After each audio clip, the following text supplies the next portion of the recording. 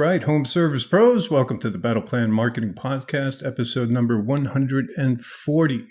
Today we have a special guest on the show, Ray Snesrud of Water Heaters Now out of the Twin Cities metro area, Minnesota and Rochester, Minnesota. Kicking ass on Google with tons of reviews, 700 reviews, 4.9, 5.0 rated. So without further ado, let's introduce Mr. Ray Snesrud. Welcome to the show, Ray. Thanks, Mark. Appreciate you having me on. Yeah, appreciate you sharing your time with us.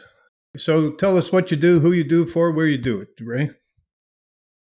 Yeah, you got it, Mark. So I started a plumbing company in 2005 called Royal Plumbing and ran and operated that for 13 years because I did not want to do it for 14. I was just tired of working for builders. It seems that builders make money by ensuring that the subcontractors, they're going to get by with less. So I just wanted to get out of that game. Tired of doing the little extras for nothing all the time. And I really had the desire to do one thing to try to figure out how to do it better than anything else. And this idea of water heaters was in my mind for about 4 or 5 years before I actually took action and did some marketing to try to make the dream a reality. I enlisted a coach who really helped me, love the idea enough to make it exist, so to speak. So we got to work Your in business 17. coach at the time? What's that? I'm sorry, I didn't mean to your business coach at the time you were working with was agreeing that you go after one channel? Yeah, absolutely. We're a small company doing $500,000 a year and working really, really hard out of a couple of trucks to get that. And usually having to write off $20,000, $30,000 in bad debt every year from these builders. And in 2017, we started something called same day water heaters. We ran that side by side with Royal Plumbing for a year and then really believed that it had enough teeth to it that it could become its own thing and stand on its own. So we went to trademark and found that we had a trademark issue with Home Depot. They already owned that name, Same Day Water Heaters. So we pivoted and came up with the name Water Heaters Now and trademarked that and have protected that copyright. And it's been a strong business. We're about 6-7 years in, and we're doing 12 times the revenue that we ever did annually with Royal Plumbing with about 10% of the stress. It's been a fantastic business. Man, I really love it. I love the whole model, Ray. I love concentrating on one little niche. We're doing it ourselves internally here. I see some other successful contractors doing it. So, let's talk about the benefits there. So you have you have more than one product, of course. You got tankless, you got commercial, residential. How much is commercial? How much is residential? Yeah, right. So that's probably on average, I'd say we do 90% tanks and 10% tankless. And if we do 25 heaters in a week, probably 1 or 2 of them are likely to be commercial. So the commercial world is a small segment of what we do, but we're really working hard to amplify that. In fact, we're just bringing somebody on to begin doing outside sales to start canvassing the suburbs of the Twin Cities, one city at a time, all the businesses that we might have access to, and create a connection log and just really grind that one out, grassroots up. Ideally, we would have 50% commercial, 50% residential. So we're working hard towards that end. But the benefits are we were able to go from being a mile wide and an inch deep, right? And to go from that to really dreaming about how could we give world-class service with just one type of offering. Water heaters and water softeners, that's all we do. And we do, a lot more water heaters and softeners, but it's your water equipment and your mechanical room, and that's it. And being able to focus in on that as being our only offering has allowed us to create a lot of unique differentiators in the business. So while other people will do the same service, they won't do it like us. They won't give the wow now experience that we do. They haven't take time to build and ornament that tree the way that we have, from what we give away as a special gift to the way we treat our employees, to what we do from the beginning of the time when we're on site, how we follow up with our employees. And that's really what it takes. If you want to stay a 4.9, 5.0 Google rated company, you're going to have to treat people extra special from beginning to end, because if you drop the ball at any time, people are going to point you out on it. Yeah, 100%. And by focusing on the one product line, you really get to get into the training and your systems, dial in your systems. There's, pretty much one thing happening. So really love that. So it sounds like you definitely, and you're right, you don't get those kind of reviews without having, excellent systems, SOPs in place. So let's talk about that. You had those systems from the existing plumbing where you're doing everything, drain cleaning and the whole 9 yards, pull those Well, over we're to the water heaters now, and then getting rid of the parts that you don't need. What was that process like? Well, it was pretty interesting, Mark, because with Royal Plumbing, we're plumbing 30 new houses a year and 10 to 20 very large renovations, whole house renovations, maybe with an addition. And so it was so custom. Every job was so custom that we liked that for a long time. We liked getting in there and figuring out how to make this a really amazing experience for the homeowner. We would communicate really well. We would do all the things really well that we were passionate about, but we were never rewarded for them. It's just Right, because the builders just builder take is advantage getting the credit. of the service, and they get the credit from the homeowner. And and then there was never a reputation that we could really build outside of building it with that builder, which would replace us with somebody if they came in 10% less. It was very difficult to get Right. loyalty. I think things have changed in the last 7 years, Mark. The labor shortage in highly skilled trades like plumbers and heating guys and electricians, even carpenters, sheetrockers, roofers. If you know a trade and you know it really well, it's blue skies and green landscape for you right now. I got a friend Yeah. of mine that started a carpentry business 4 years ago, struggling to charge 35 an hour. Right now, I think he's at 125 an hour as a carpenter. Nice. And that's Nice. actually pretty common. Guys that are good and they got the tools and they can go out and bang the job out, then they're really being paid what they're worth. So I'm proud of tradesmen as a whole for the niche that they've carved out. Unfortunately, it's because young people are not getting into the trade that those guys in their 30s, 40s, and 50s, they're having a heyday with things right now. Yeah. Yeah. Is recruiting one of your biggest issues right now, bringing on people? No, but I've decided to grow slowly. When we hire, we look for young people that are teachable and ambitious and can see the value of building with us. I like I'm that. pretty proud to say in our 7 years of doing business, we've never lost anybody that we weren't okay with them moving on to their next venture. Nice. Um, we've went through some different employees. We've learned a lot about hiring, learned a lot about what makes a good employee. And now, we're a small team of 10 people, but those 10 people, I mean, the least tenure is probably a year and a half up Nice. to up to 7 years, somebody who's been with us the whole ride.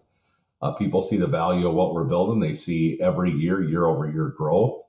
They get to be a part of designing what makes the company special and unique. And I think you Nice. have to do that with employees now.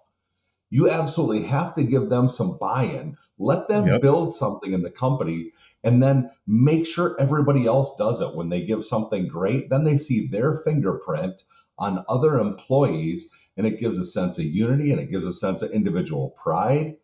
And people don't want to leave a culture like that. So I think Yeah. that's been our special sauce now. And with Royal Plumbing, I just never grew to a level where I could really create any culture outside or run to the next job. Yeah, run to the next job, fill the next position.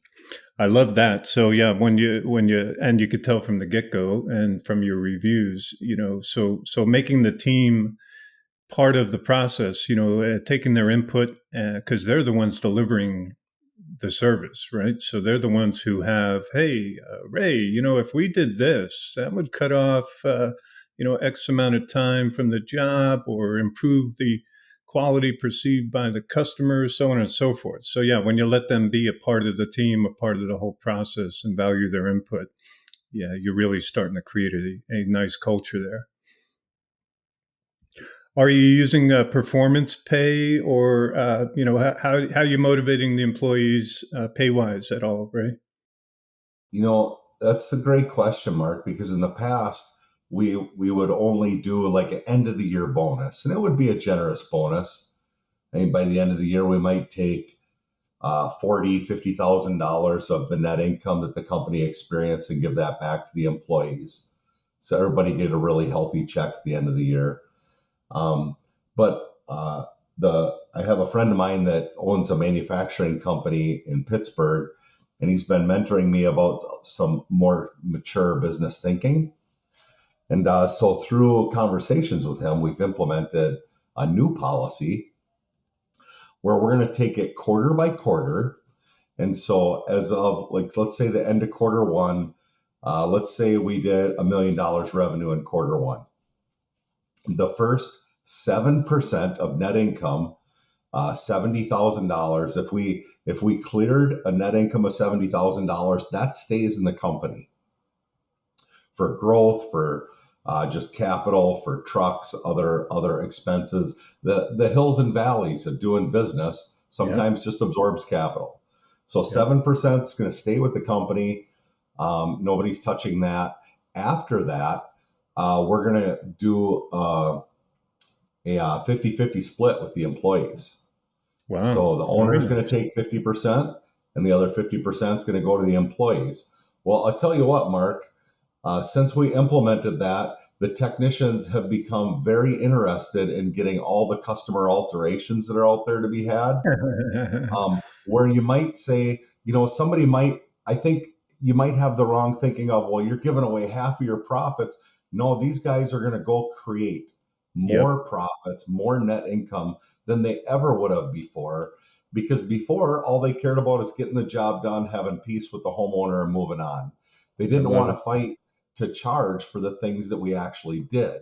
Since making this alteration, our reviews have went from we're getting 10% of our customers reviewed to getting 40% of our customers reviewed.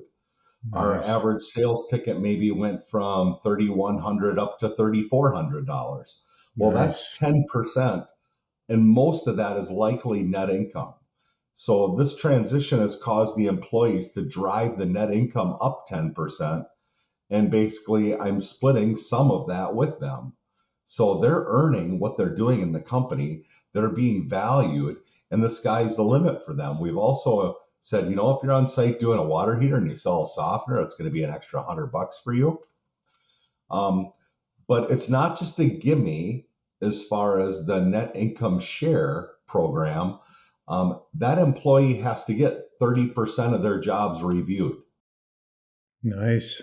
Um, and they have to have an average ticket amount of X, which all I've done is create a small stretch from last year's average ticket item for that Nice. employee. So all they have to do is do a little better than before. What I want is to create a new behavior of a little more heightened focus of what that Yep. employee does. And providing they do that and do a good job of asking for reviews from the homeowner and see results in that, then they get the fullness of their bonus. If they don't hit those metrics, they still get guaranteed 60% of their bonus. But almost half of it is contingent on behavior. Beautiful. Man, that is absolutely awesome system you got there, Ray. The employees, of course, are a big part of the company and they make the thing happen. So, not taking care of them is pretty damn selfish. So, I absolutely love your system there. Beautiful. You know what I saw, Mark? I saw some interesting unintended impact and I that bet. suddenly the techs are sharpening each other. Right? They're like Exactly. they're looking Helping at each each other's other out. they're looking at each other's tickets, and they're like, "Hey, I thought that job was a such and such with you had to do this and that. Well, I did. Well, how come you didn't charge for it?" So Wow. it's Absolutely fun. It's love it. great. The culture has become the police, and then I can do my job better to try to inspire better thinking because I'm not in a corrective mode. So it's created a very Absolutely. positive impact on my ability to lead the team, which has a tremendous value all by itself. Yeah. Yeah. And now you're going to be, the word of mouth will spread, of course, if it hasn't already. And now you're the line out the door to get hired and come to work for water heaters now has got to be pretty long line. You've got your pick of, awesome, uh, you know, A plus personnel out there, I would imagine at this point. Well, at a minimum, I've put myself in the race with other people that are doing it really well, right? Because I think there's a lot of companies. The Yeah. Twin Cities is a big market. There's probably a dozen companies that I could name that are, 5 to 15 times bigger than us. And they're doing some things Right. right to maintain them employees, but we've got in the race with them. Whereas before, I had a sense of leadership loyalty for my employees because of what I've done for them in the past, but I also had a sense that that couldn't carry us forward. That we're at a point of maturity where I needed to up the ante of what I would be willing to do for them if I wanted to ask more from them, and I need to ask more from them if we're going to grow. So I don't know that it Yeah. set me Yeah. aside in that way. The pool is so thin. Every company out there would hire plumbers right now if they could. I think we all have Right. more demand than supply when it comes to great employees, because of our niche Right. market. Where most plumbers, they do everything. All we do is water heaters and softeners. It's tough for me to put another truck on. I mean, I could grow 15-20% before I have to put another truck on, because the team Yeah. we have Love right that. now, they're ambitious enough. If they can go put in 50 out 5 hours a week, they're happy to do that, because what that means back to them, they've all said, I don't want you to hire another tech. None of us are redlining. We want to keep it just us right now. Right. So, Yeah. but I would say about every year, we're going to need another technician just by the natural growth that we have. But we found that every one of our trucks can do about 1.25 million a year.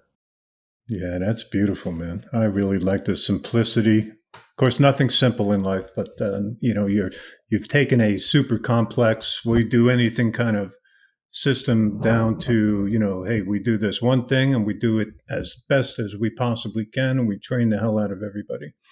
Um, do you have incentive in there for the guys to train each other? You have a project manager maybe or something like that, or you're the man up at the top there. So I have a small 2-person sales team. They do all the inbound calls, and one of them has been with me really from the beginning.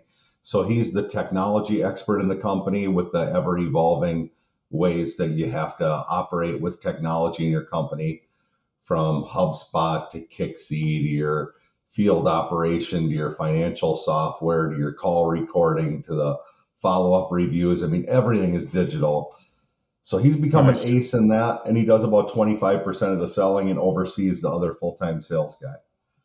nice, Um, and then I have a couple of full time office people who manage the schedule, dispatch, and handle all the details that need to be done on the front end and back end from an office perspective. And I have one field technician who's the senior technician, and that technical questions would go to him. And I really am freed up to primarily do the marketing in the company. But as the master plumber in the company, I also field service calls as far as, how do I deal with this homeowner? We promised this, but now this happened. My right. field tech is a great tech trainer, but he's not a great people person. And it's important to me that the customer feels valued and understood. So I take it that's my personal responsibility to train each technician to operate with homeowners with the kind of respect and dignity that I want as a standard. So that's my primary role in the company, and then overseeing the marketing piece, and then a little bit of oversight with each employee. But with the systems that we have set up, the employees all have a little bit of reporting to prove that they're doing what they're supposed to be doing, that I can see on a scorecard very easily weekly. And then it's never, did you do your work? It's, what things do we need to do to make your job easier? Are there places where you're stressed out, where we need to hire a part-time employee? What do you need from me right now? And mostly the answer is nothing. It's pretty well managed. I love my role. Nice. Love it. Love it a lot. As far as techs, Ray, do you want to hire a plumber, or do you prefer to train somebody yourself? I'd like to train somebody. Mark, the question I ask people, if I'm training a technician, I always ask the same question. I'm really a one question interviewer with technicians, because if they don't pass this question, we're done. I I like say, it. tell Lay it tell on me a me. few things. Tell me a few things that you took apart and put back together and they worked when you were young. I love it. And if you can't 67 answer that, Fastback Mustang would be my answer. yeah, that's right. You'd be hired. Did it run? The question is, did it Nice. run? Nice. Yes, it did run. That's a good follow up question. Yeah, Yeah, I like that. I like that. How about your yeah. So CSRs? Do you like get into performance pay on booking rate or eventual close rate on the technicians? You get involved in that kind of number crunching? no, we haven't went that direction. We're moving into new softwares as we speak that will help us gather some of those statistics in a more meaningful way and help us to make smarter decisions. But I really like the system that we have set right now. That when we send them on jobs, they're booked jobs 90% of the time.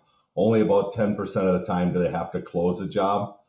But on every job, they have to go through a checklist to make sure everything's going to be up to code and present to the homeowner what the alterations will need to be, that are beyond the phone pricing, and get okay and get them to sign off before we begin the job. So I in like that, their performance pay is really the bonus structure that only happens if they get to the job, do the job, and the company's doing well. Yeah, and they're getting reviews. Customer satisfaction is being measured. I like it. I like it a Yeah, lot. that's right. And I love the checklist, right? So now there's your SOP in the field, and they got to fill that out and make sure they're checking all those things, and that is impressive to the homeowner as well. So great job there too. Really Yeah, nice. they do a pre-job checklist when they show up, which has them go down, 15 to 25 items they have to check off. Now, whether or not they read those items or just check them off, so Well, they they're get so responsible confused. after. So yeah, It's like yeah, they do hundreds of these heaters a year, every one of them. So they I think they look at the checklist and just check the boxes. And but once every couple months, somebody will not do something that was on the checklist. It's like, that's interesting. You checked it off right here, but yeah, right. it is not done. So, I'm sorry, But Ray. I did it in my sleep. That was the 400th right, one that year, and I don't know. I was just my eyes exactly. got blurry.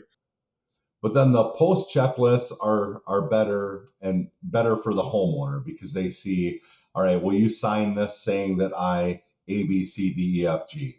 Right. And the homeowner signs that. It's like, did I put drop cloths down on the floor? Did I explain to you the operation of the heater? And the homeowner has to sign that. So the qualitative things with the way that we finish a job, the 789 processes that are so important to me, I want to ensure they got them done with the homeowner signature. If the Yeah. homeowner didn't sign it, then there's probably a reason for that, and the tech might call me and say, this homeowner's just, they're not here. It's a renter that lives in the home, something to that I see. effect. I see. Um, but yeah, we try to keep we call it the Wow Now experience, Mark, Yeah. and we really I want to like it. create something special for this homeowner. And Yeah. that's trademark too. Somebody told me you got to trademark that phrase. That's Nice. awesome. Wow. Now, geez, that's a Um, good one.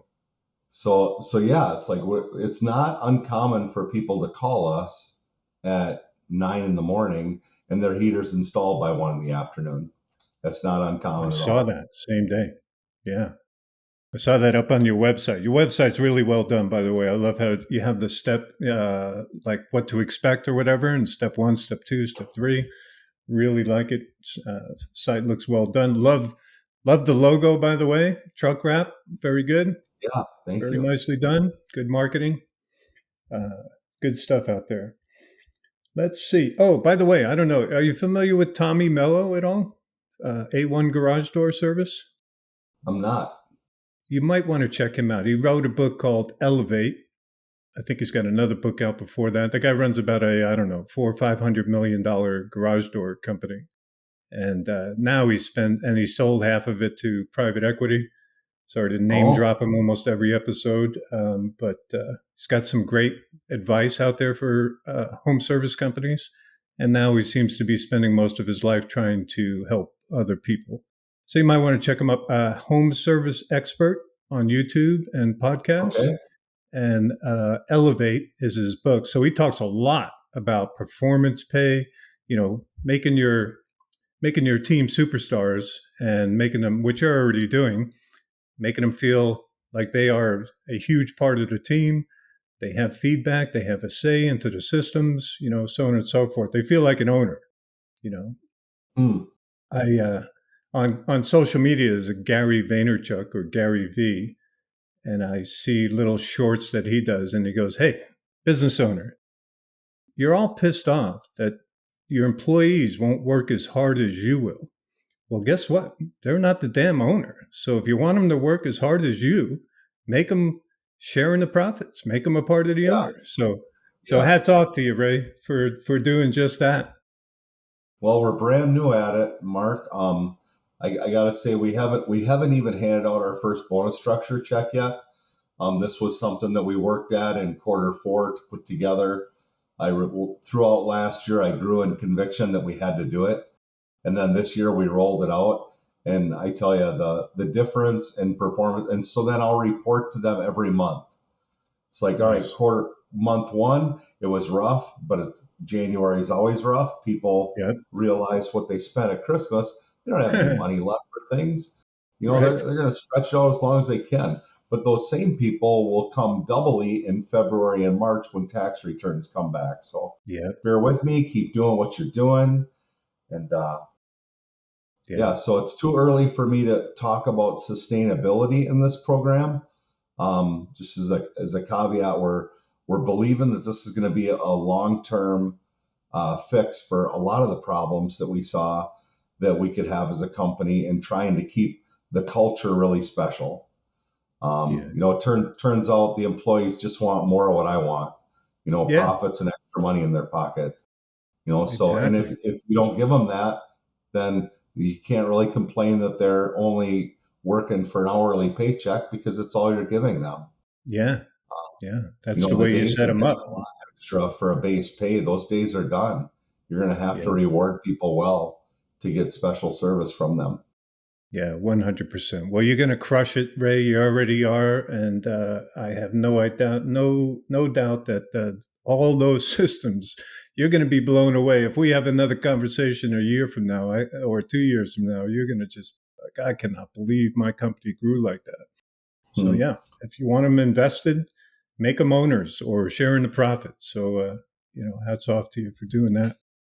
Let's Thank talk. you. So I also love how you added water softeners, right? So water heaters frequently get corroded, destroyed. Correct me if I'm wrong, because of hard water, right?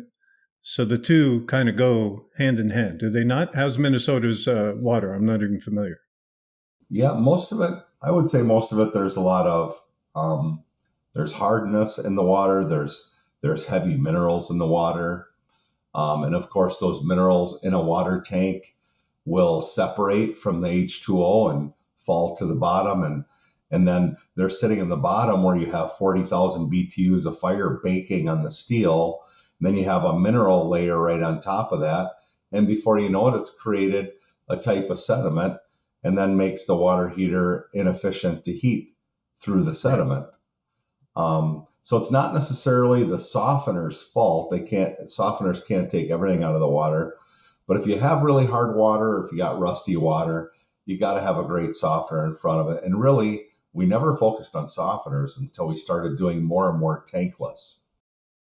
You Yeah. know, Because they require it, tankless. right? And the warranty. It's pretty important to remove the hardness from water before running it through a 200,000 BTU heat exchanger that's a third the size of a regular water heater. Yeah. I mean, Yeah. the area that fire hits in your tank water heater might be 1.5 cubic feet or square feet, and the Right. area in a heat exchanger in a tankless might be 8 square inches. Right. It's dense and it's 5 times as much horsepower of fire.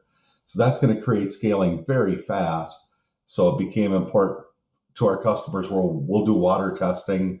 And if it's hard, we'll tell them, you're going to have to clean this thing like every 2 months if you don't get Mm. a really strong softener.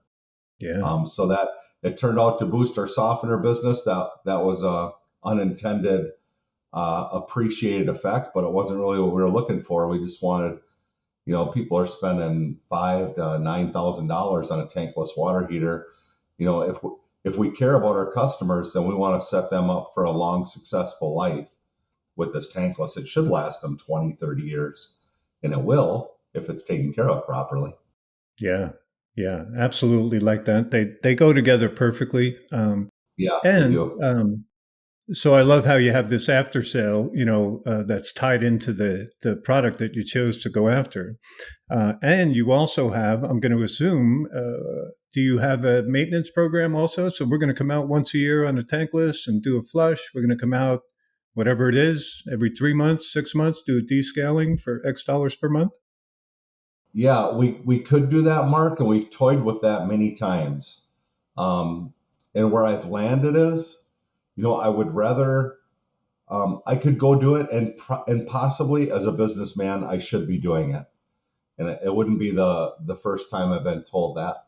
But we've opted to do videos of myself doing the cleaning. It's on our Water Heaters Now YouTube channel, and so if I do a tankless for you, then we just set you up in an annual email where you're going to get an email every year of that video doing the cleaning on the heater that we installed for you, Wow. as a way to say, you know what, do the service maintenance on your water heater. It's simple. Here's exactly how to do it. If people want to set us up to do an annual maintenance plan, we will. But we can't go out to somebody's house for less than, Yeah. probably a couple $100 an hour is our break even point. Yeah. So you're going to pay me $300 a year to come out and clean your water heater. And some people are happy to do that. Yep. They're affluent. They don't want to think about it. They want it to work perfectly forever. Great. We're happy to do it. But for that reason, we don't really push that because we're trying to sell these based on the savings that people get. And if you're paying an extra $300 a year, that's going to negate the savings you get. Well, then Gotcha. why do you spend 5,000 more on the water heater? Gotcha. So you go So water softener, water filtration system, and that will greatly decrease your need for any flushing or descale. yeah, right. Gotcha. Yep. Gotcha. Do you offer financing on the softener filtration systems? Yep. We have financing on all our products. Yep.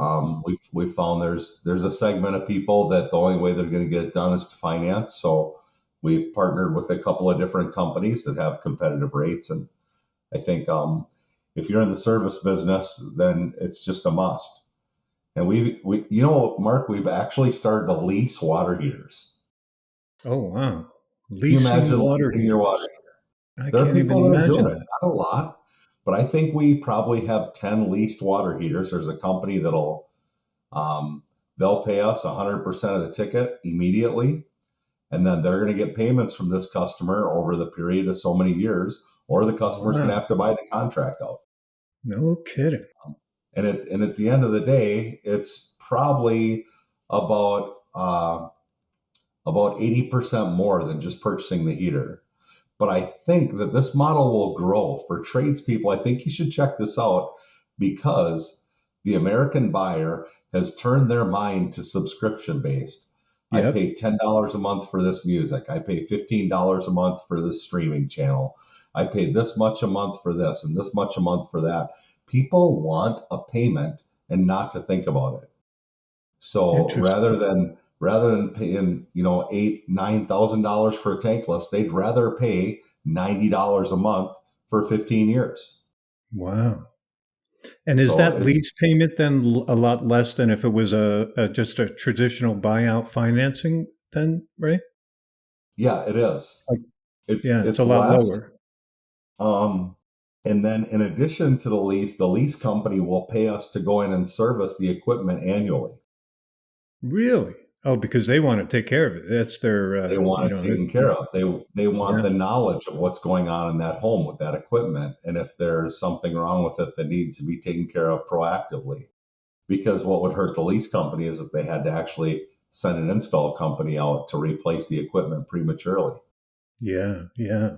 That's amazing. What do you care to share the names of some of those leasing companies, or you don't have to? Uh, Service Finance is a company that does a lot of our financing, and then the leasing company is actually with one of our manufacturers, the tankless manufacturer of Renai. They have a leasing program. Um, Wow. so yeah, if you just go into plumbing and HVAC equipment leasing, you're going to see Wow. a plethora of options online. They're everywhere. You're blowing my mind, Ray. You're blowing my mind. And And I who would think have you're thought right. I this think, where somebody would pay a subscription to have their hot water? yeah, I would have never thought of that, even if I was working for one of those leasing companies or finance companies. But why not? Everything else, like you say, we are definitely programmed now to think about everything in a subscription sort of way. Crazy, crazy good, crazy good. All right, let's talk about. So I know nothing about this, and I really want to learn. So talk to me about heat pump water heaters, or is that such a small segment it's not even worth mentioning? Well, it's actually a growing segment.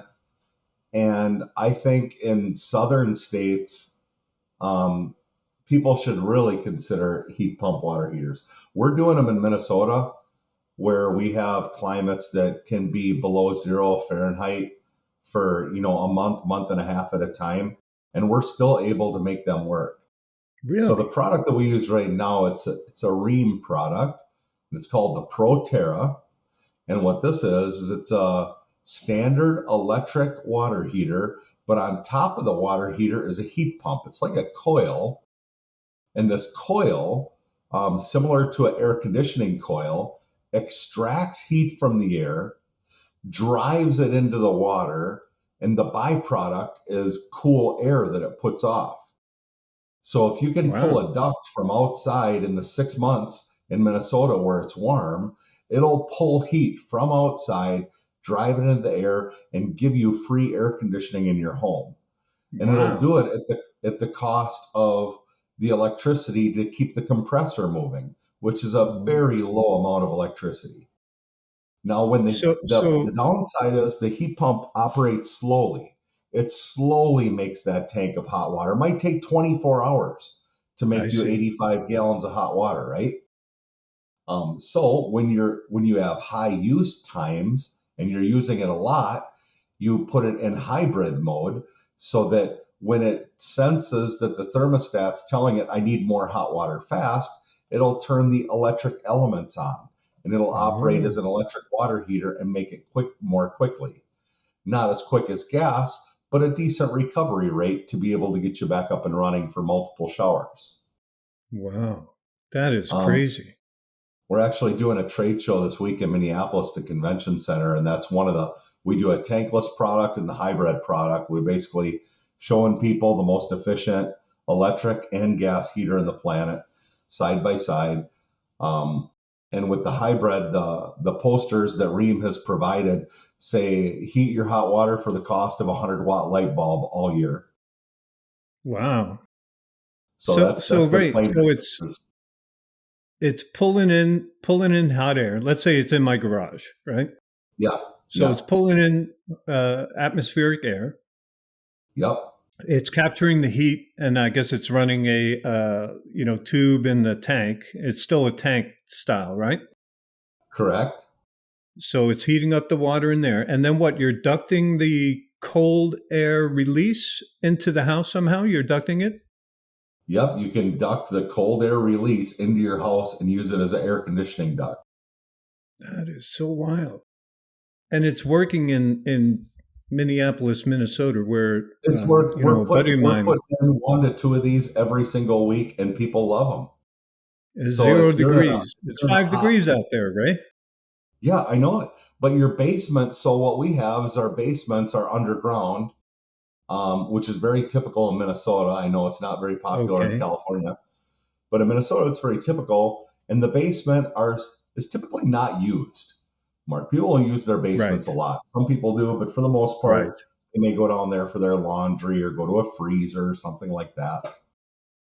Yeah. So the basement is thermally insulated because it's underground. The floor of your Oh, basement is okay. maybe 6 to 7 feet underground.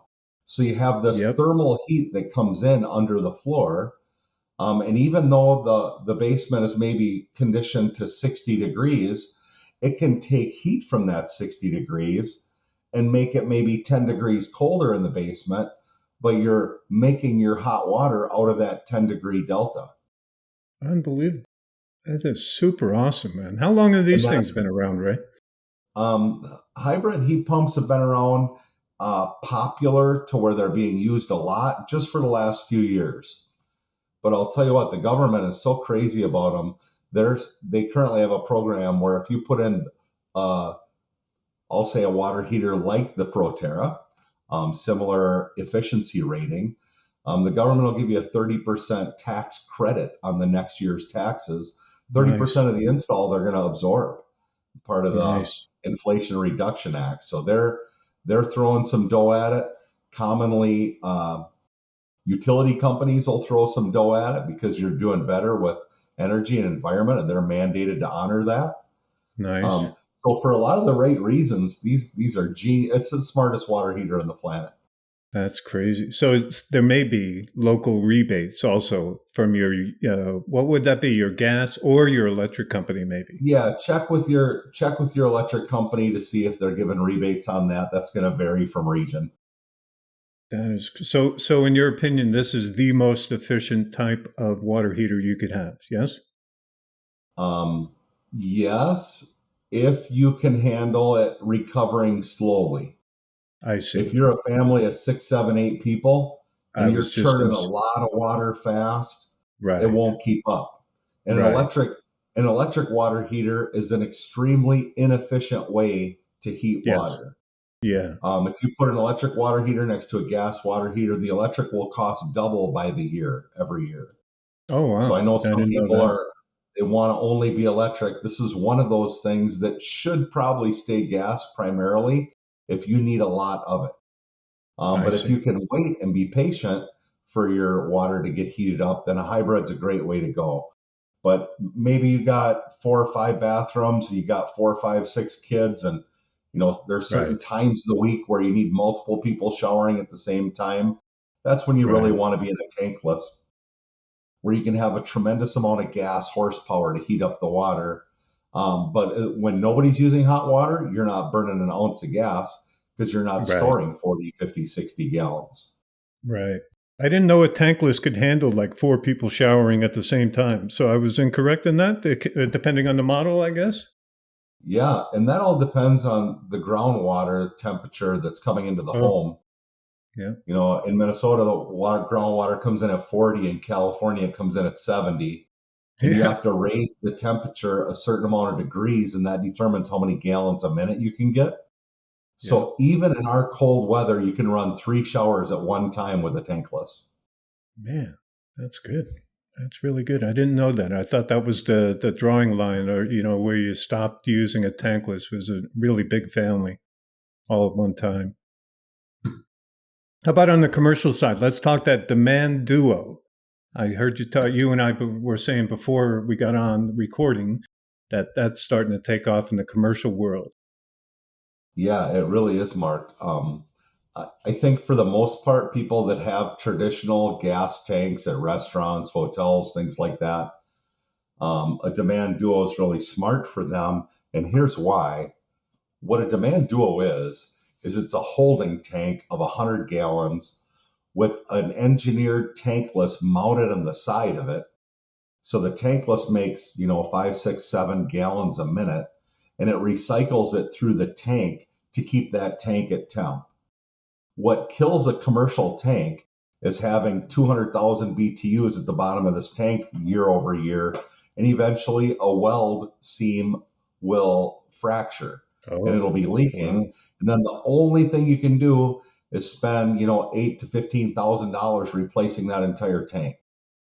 A demand dual creates that large tank to only be a holding tank, and it's not taking the abuse of the fire. Nice. So the tankless mounted on the side of it recirculates the unit. And when you have a problem with the tankless, you take the cover off and you change out a part and you're back in business. And the I like entire it. unit, the entire install, which again, let's just say $15,000, you delay having to do that every 15, 20 years instead of typical commercial settings. They only warranty them for 3 years because they expect them to last 5 years. So the demand Wow. duo is going I to get didn't a know lot that. more life. They're going to be easier to work on, um, and they'll actually make more hot water than a standard burner at the base of the tank will.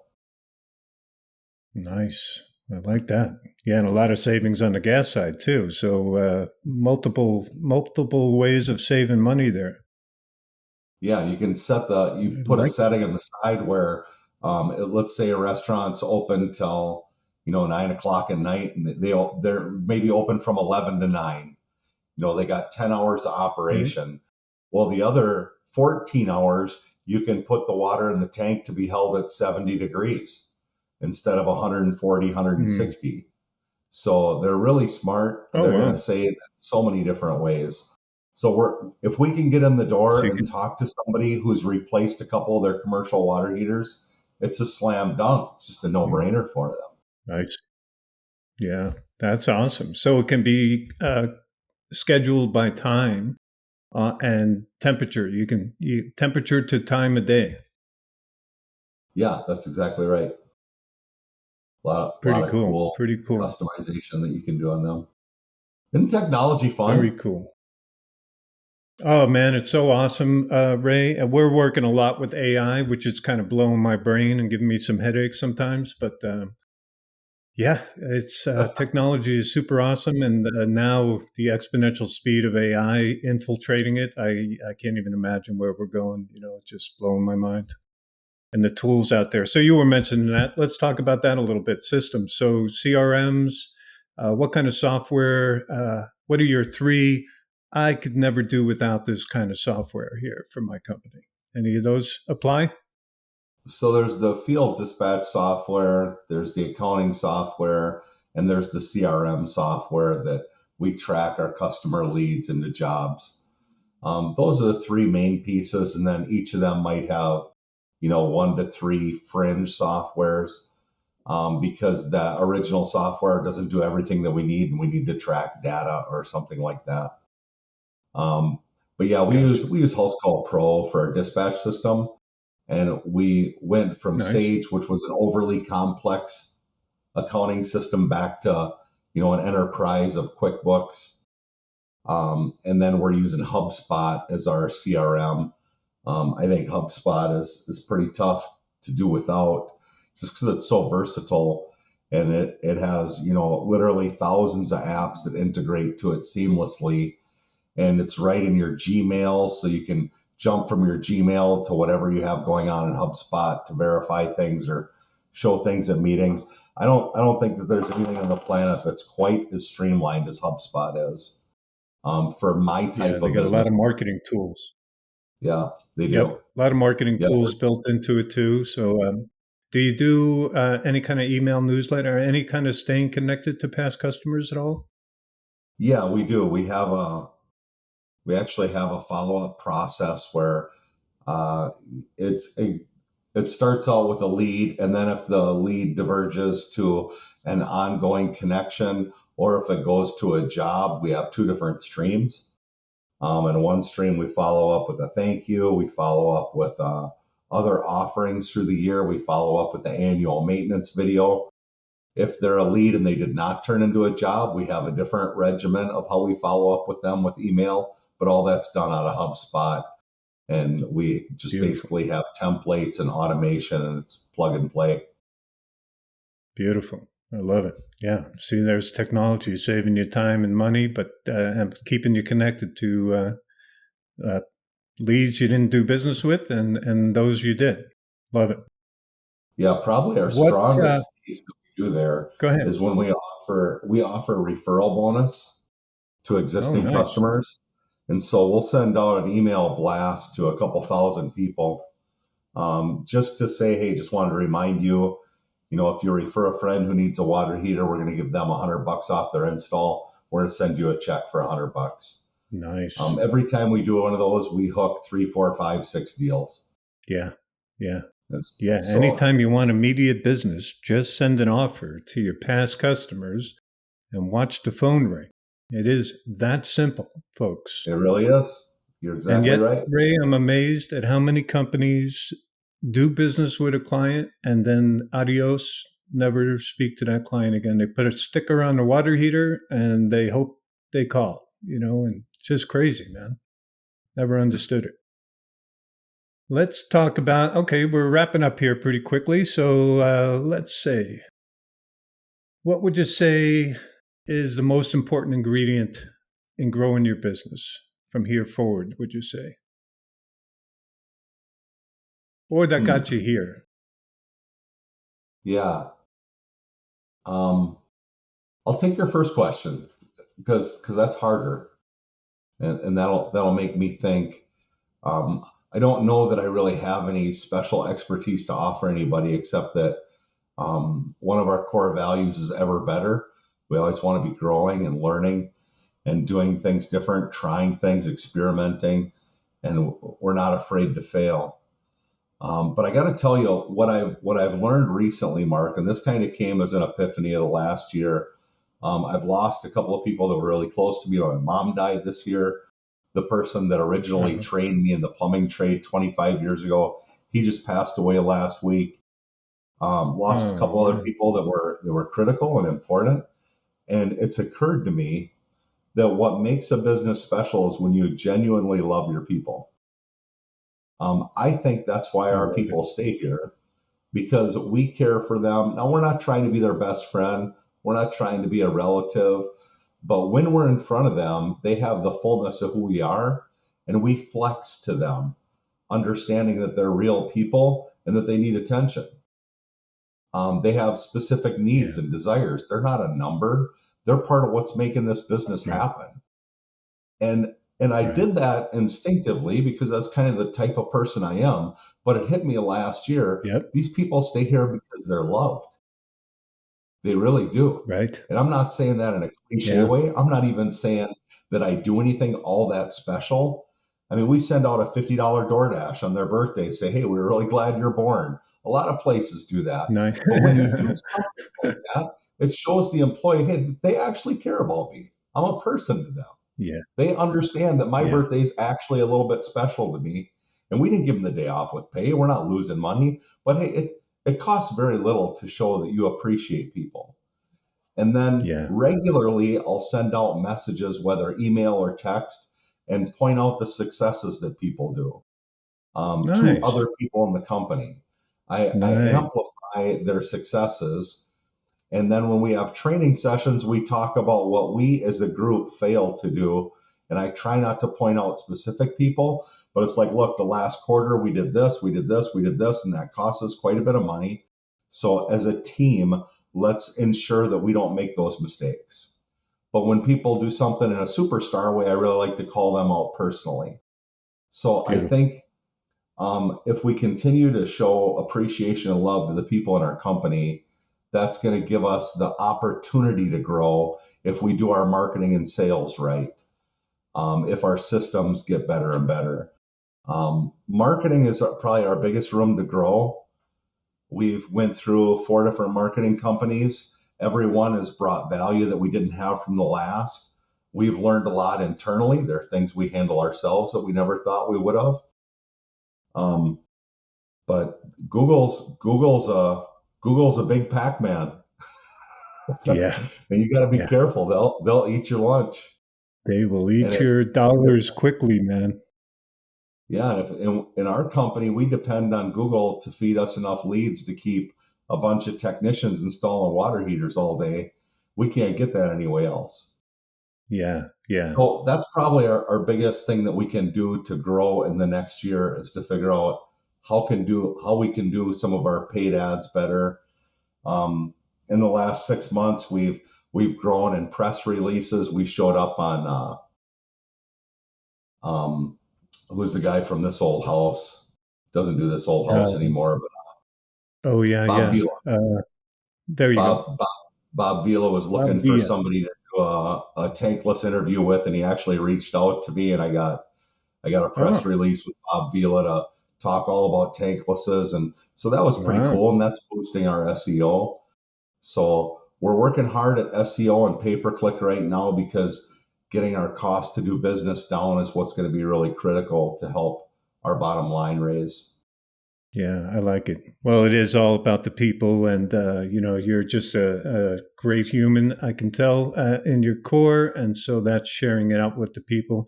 But you're recognizing that every human being just wants to be validated that we have value.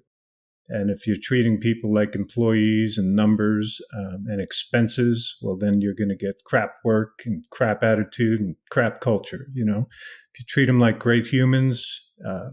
Acknowledge that they are part of the company, integral part, and they have Yeah, feedback and contribution, then you start to build a great culture. And that's that's so. right. Hats off to you, Ray, for doing a great job on that front. That's the key to running a business.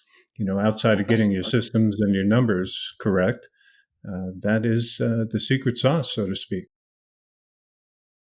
Any books, podcasts, or anything you want to recommend before we close out, Ray? Anything that might I help would somebody out say, there? everybody's got their strengths and weaknesses. So where you're strong, you probably don't need to get a whole lot more information. The way you're built will probably run that engine just fine. Where you're weak, that's probably where you attend to what you need to learn and grow in. So for me, that's a lot of order and organization, and there are some things that I'm really weak in, and I'm really strong on vision and inspiration. Those things I do pretty naturally, so I don't study into those too much. But I look at some of the things that I'm deficient in, not because I want to get better at them, but I want to know what to look for in the people I hire. Nice. So when I'm That's reading that type of literature, it's like, what things am I looking for in this position? Because if I was good at it, I'd know, but I'm not good at it. So I got to yeah, learn what makes that type of person good, what makes a great admin. And yeah, then I hire to what I learned that I need. And then it also fuels me with the expectations and goals that I give that type of employee. So I would just say, there's everything's been written that could possibly be written 20 times over. So when you find a deficiency that you need, go after it and conquer that sucker, and then hire somebody else as quick as you can. As far as books that I'd recommend, it's exactly what I said. There's a book called Who, Not How, which nice, I summed up the idea of that. But find who can do something, not how to do it. If it's hard nice. for you to figure out how, maybe Mark Cuban would say you should figure out how to do all that stuff yourself. But I don't think he's doing very much himself anymore. No, I don't think Mr. So Billionaire is doing it. Yeah, you hire. Well, again, you train your weaknesses, right, and then hire out where it definitely belongs in somebody else's plate. So I love that. Good advice. Good advice. Anything you want to close out with, Ray, that I didn't touch on at all? Or how do you people know, contact you, by the way? How about your website or whatever you want to give out? Social, your YouTube? yeah, they can look at us at waterheatersnow.com if they want to see our website. If you want to learn how to work in your water heater, you can go to the Water Heaters Now channel on YouTube and things like that. It's been a real treat sharing kind of what we do in business with you, Mark. I hope this helps somebody. Yeah. Oh, I think it absolutely will. People who are listening to your business model there, Ray, they need to learn from that. I've interviewed a lot of business owners, and you are definitely dialed in there, my friend. So, and not easy to do. Not easy to let your ego go and realize that it's the whole company makes the company work. Every single person in it. So. You got to cross a line to get there. So and let your ego go. So hats off to you, man. Thanks. All right. Hats off to all our listeners for sticking around. Appreciate that. Hope you got something out of there, some golden nuggets, and improve your own business. To all out there, create a great day.